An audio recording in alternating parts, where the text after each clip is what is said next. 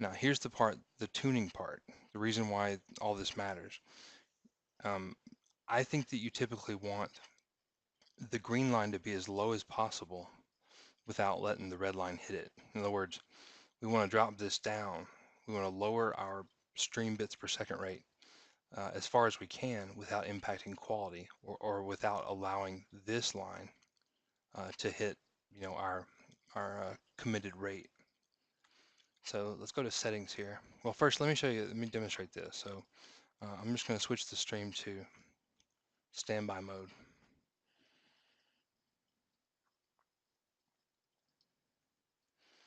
And this is really going to illustrate an important point in kind of how, what's going on here, like how YouTube is working. All right, we got to give it a second and kind of let the charts play out so we can see what's going on. The stream is sending essentially nothing right now. However, because when we come in here, we go to output, this number, this video bitrate, when you're in simple mode, this is CBR. So that means committed for 4,000 or 4 megabits per second all the time continuously. So that reflects itself here in that we're sending 4 megabits per second to YouTube Live. That's also shown here as well. And this is what you can do without the Silver Peak. Performance Monitor shows a very flat 4 megabits per second. And so it also, you'll notice that the YouTube is hardly sending anything back to us. So even though I'm sending 4 megabits per second to YouTube of just nothing, essentially, they're only sending 300K or so to the viewer. All right, so it's all flattened out. So now let's change it. Let's change it back to, we'll put it in auto rotation mode. So this will cause the stream will just rotate through each of the different cameras.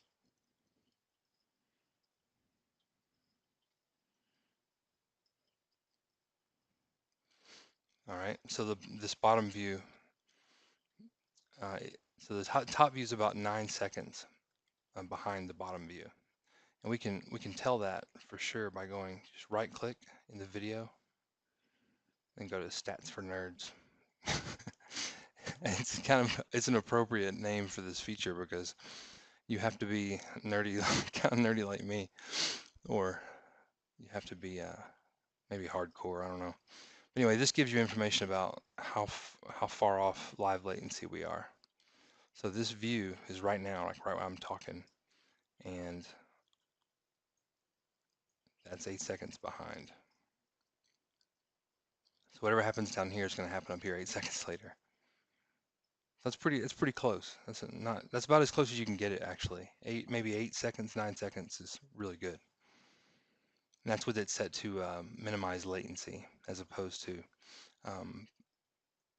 optimize for smooth streaming.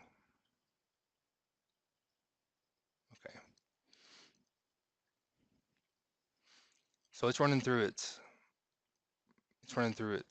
different camera views, and we can see up here as it goes through different cameras, this is going to change because we're always sending 4 meg to YouTube, but depending on what's being shown on the screen, YouTube might or might not be able to optimize it or compress it further or encode it in their own mechanism.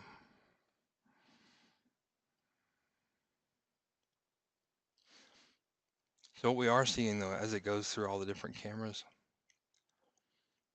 some cameras have more shimmer than others. The shimmer is what causes it. So like in a video game, spell effects or turning your screen, like in a first-person shooter, when you turn your screen rapidly, a lot happens on the screen at one time.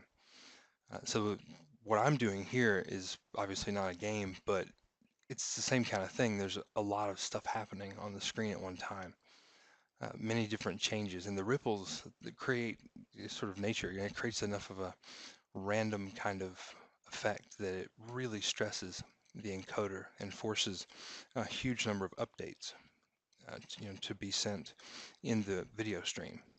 which causes the amount of traffic that YouTube needs to send back to the viewer to go up.